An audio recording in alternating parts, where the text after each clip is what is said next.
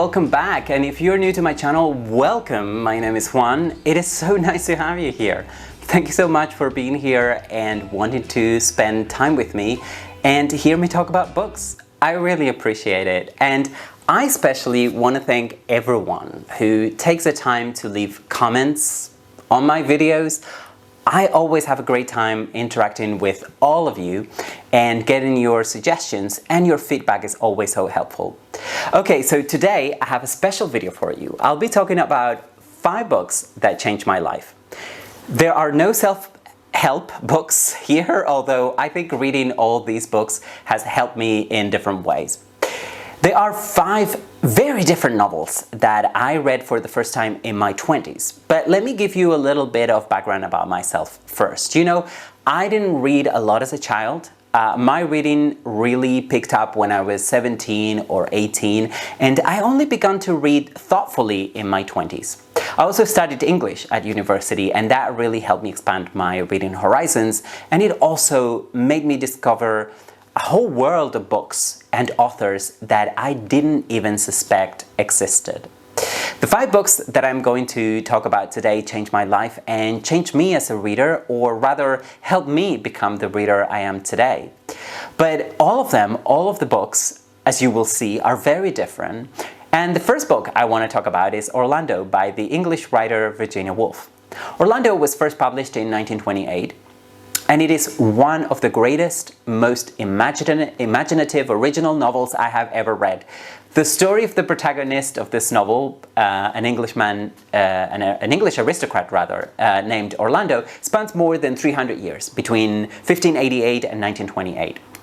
One of the most fascinating things about this novel is not that its protagonist gets to live for over 300 years, while only aging about 30 years in the process, but that also halfway through the novel, Orlando, who was born male and lived as a man, becomes a woman, and stays like that for the rest of the novel. Orlando begins life as a man and ends as a woman, but the character's personality also changes, not only due to the gender change halfway through, but also because of the experiences that he or she goes through in life throughout the novel. This is a fantastic premise that made me want to read this wonderful novel, but there is a lot more to Orlando than just that. The character of Orlando was based on a real person named Vida Sackville-West, who was also an English aristocrat and a writer herself, and more importantly, was also Virginia Woolf's friend and lover. The novel's full title is Orlando, a Biography, so the book takes the form of a biography rather than a novel.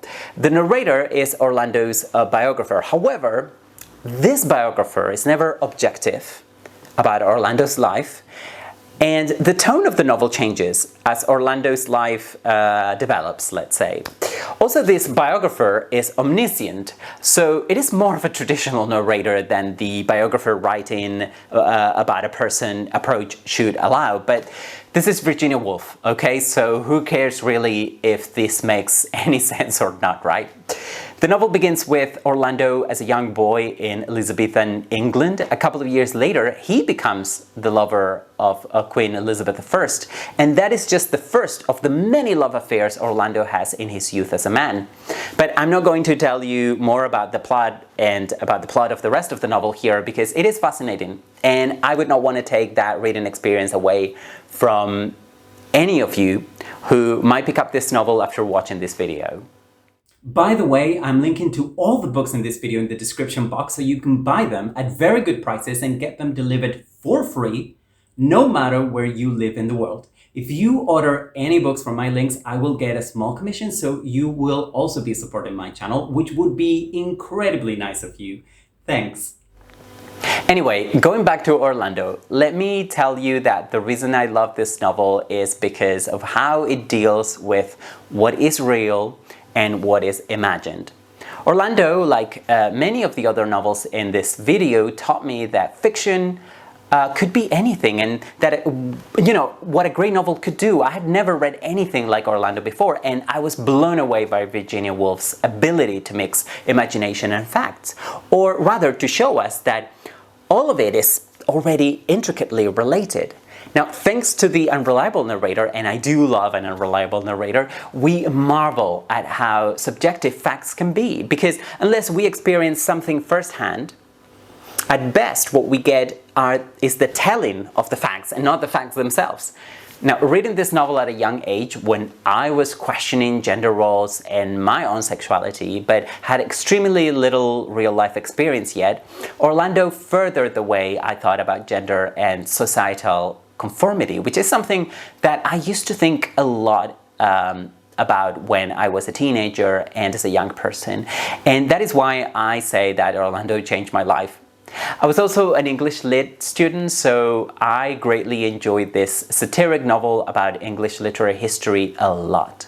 I just thought it was so much fun, and I still have fun every time I read Orlando. But let's move on to the second book that changed my life. So, the next book is a great novel entitled A Portrait of the Artist as a Young Man by the Irish writer James Joyce, which was first published in 1916. This is a Bildungsroman, or the coming-of-age story of a young man named Stephen Dedalus, who grows up in Ireland at the end of the 19th century when the island was still a British colony. We follow Stephen Dedalus's progress until he becomes a writer. A Portrait of the Artist as a Young Man is an autobiographical novel, so not only is Stephen Dedalus James Joyce's alter ego, but many of the episodes in the novel are inspired by events from Joyce's life when he was young. Famously, of course, Stephen Dedalus is also an important character in Joyce's later masterpiece Ulysses from 1922. Stephen Dedalus is from a Catholic background, and religion plays an important role in this novel. Stephen struggles with morality during the novel, fundamentally because of his religious background. I was raised Catholic, but in a very laid-back, hardly practicing way, so I could tune into some of his religious and moral struggles, while at the same time keeping a cynical distance from them. I think I was a lot more interested in the Irish national question when I read this novel. One of the most memorable episodes in this novel is, for me, Stephen's conversation with the dean at the university. The dean is English, and talking to him, Stephen realizes that even his mother tongue, English, is something that doesn't belong to Ireland. It's something that was imported from England. I used to think a lot about my country's national question, I'm not Irish, and our subservient relationship with Spain in this case. So the way in which A Portrait of the Artist as a Young Man changed my life was in making me understand that the answer to that kind of national question is always to strive for autonomy, if not full-blown independence. However, like Stephen Dedalus, I'm also reluctant to get involved in politics, which is another way in which this amazing novel spoke to me when I first read it. But there is a whole other dimension of this novel that I think will speak to many readers, which is how Stephen becomes an artist, in this case, a writer, and what being an artist means. How isolated should a writer, an artist be? What should be the role of an artist in a community? Again, this also relates to the Irish national question, but can be applied, I think, to other circumstances or national backgrounds too. As you can see, A Portrait of the Artist as a Young Man is fascinating in many ways. And the good news is that it is a lot more accessible than Ulysses or Finnegan's Wake, for example.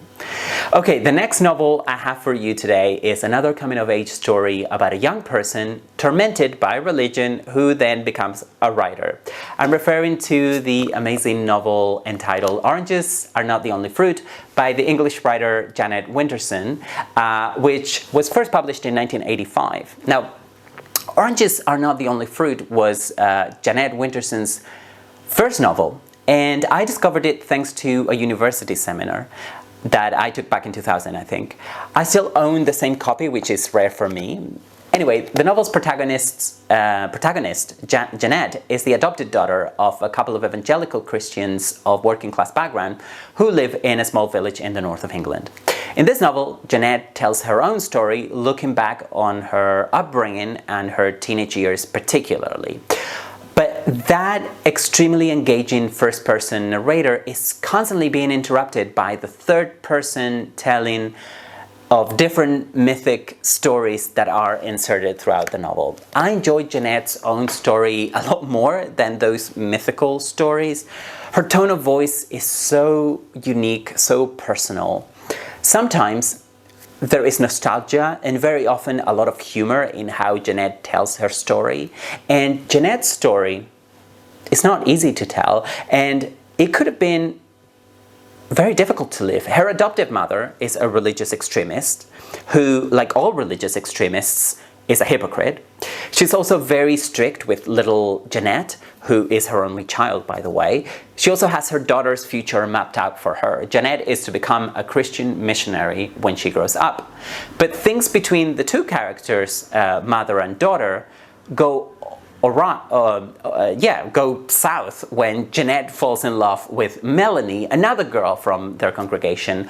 Although, luckily my background is very different from that of Jeanette, this novel was and still remains very important to me because I first read it at a time when I had just come to terms with my own sexuality and had just begun to come out to different people.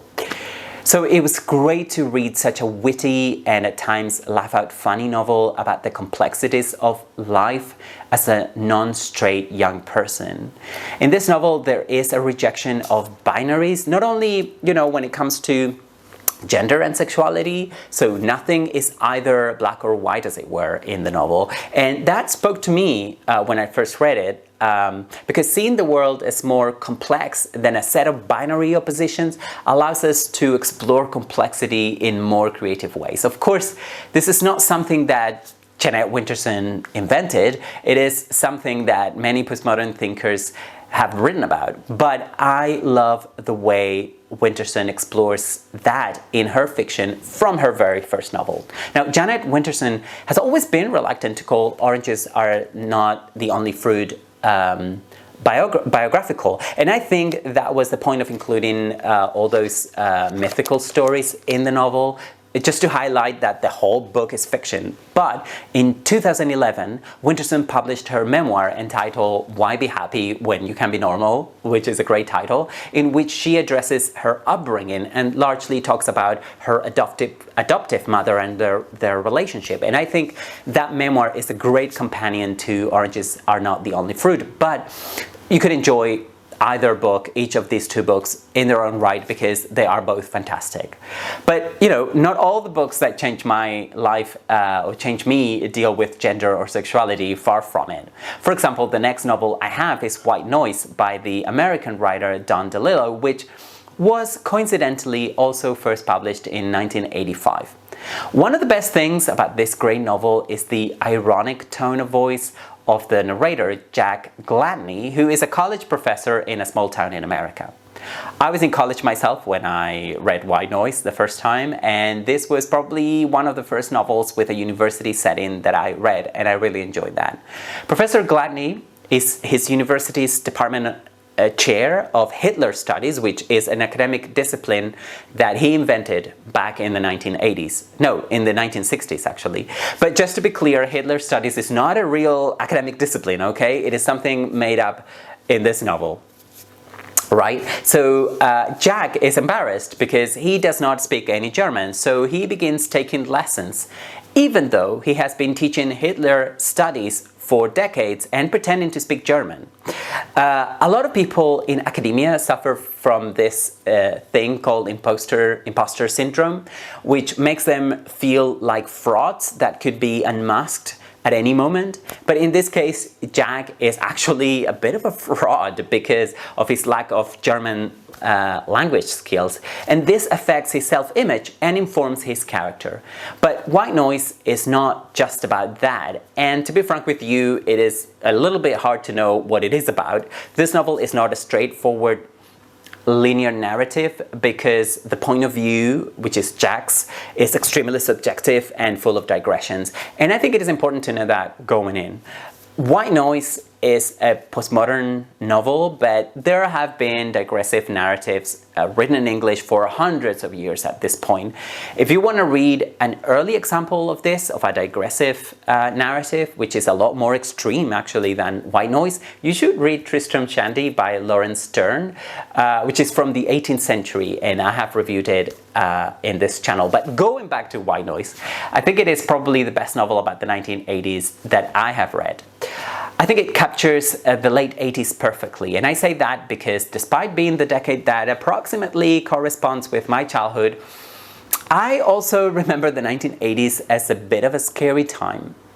And White Noise deals with some of the contradictions of that decade that was so much fun but so scary in ways that I have not encountered elsewhere in fiction. Of course, I read this novel decades after the 1980s when I was already an adult, but some of the episodes in it haunt me to this very day. I have tried to read other books by Don DeLillo since, but I haven't been very lucky. Having said that, I haven't tried to read anything by him in over 10 years, probably, so it might be high time that I gave some of his other novels a chance. Perhaps, I was just not mature or sophisticated enough as a reader to read most of his fiction before, who knows. Okay, let me tell you about the last book I have, which is also an American novel. The Crying of Lot 49 is a novel by the American writer Thomas Pynchon that was first published in 1966. It took me a couple of failed attempts to get into this very short yet extremely complex novel. I just had never read anything like it before, so I didn't know how to approach it.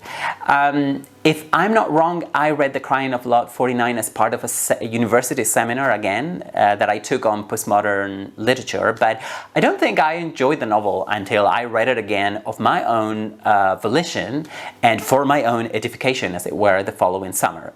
And once I could get into The Crying of Lot 49, I had a lot of fun with it. I could not say whether this novel is the best there is at addressing America in the 1960s because I wasn't even alive back then and I have never lived in America, but it is a great novel, that much I can say. It is a truism to say that the 1960s were a turbulent decade in America, so I won't say it, but there is chaos at the core of The Crying of Lot 49 that I think many people, me included, associate with the 1960s. Now, this novel taps into cultural fragmentation and the recreational use of drugs in America at the time, which are not topics that I would say I'm particularly interested in or that speak to me in any meaningful way. However, I did enjoy all the witty puns in this novel, which makes me think that The Crying of Lot 49 might be a nightmare to translate into other languages, and also how grateful I am that I can read in English. To me, just the style and the tone of this novel make it worth reading. Just to give you a taste of some of the puns, here is the list of some of the main characters in the novel. Iripa Mas, who is the protagonist, her husband, Mucho Mas. Okay, this one actually only works if you know at least a little bit of Spanish. Pierce Inverarity, Mike Fallopian, Manny Depresso, Randolph Drublet, Dr. Hilarious, John Nephestus, or Genghis Cohen, which I love. Now, I'm not a reader of mystery or detective fiction, and just as well, because even though there is a central mystery in this novel, if you approach it as a mystery novel, I am afraid you will be sorely disappointed at the end. The universe of this novel is too chaotic and too fragmented to offer straight answers, so without spoiling the plot at all, if you have never read anything by Pynchon before, adjust your expectations, okay? Now, I include The Crying of Lot 49 in this list because it was one of the first novels that once again showed me that a novel could be many different things, and I just fell in love a little bit more with the novel as a genre after reading this great book. Looking back on all these novels, I realized that they were all written in the 20th century and that they are either English or American. What does that say about me? I'm not sure. but it probably has something to do with a couple of facts about my biography. Number one is that I was born and came of age in the 20th century. And number two is that I studied English Lit at university, so I've read a lot in English. There are other books that I read when I was a teenager or in my 20s that are not American or British, of course, but I couldn't have made a list of the books that changed me and changed my life if most or all of them weren't in English. Among the books I could have included on this list but didn't could have been The Stranger by Albert Camus, which I read when I was 13 or 14 and made a huge impact on me, or Catcher in the Rye by J.D. Salinger, which I read for the first time when I was 17 and it blew my mind. But I have reviewed both those books already here on my channel, so if you want to hear me talk about either one of them or both of them, all you need to do is check out the cards on this video or look at my book reviews playlist. I really do hope that you have enjoyed this video. Please let me know what you think about these books, and if you are so inclined, feel free to share the books that change your life in the comment section below. I hope to see you again very soon for my next video. Take care.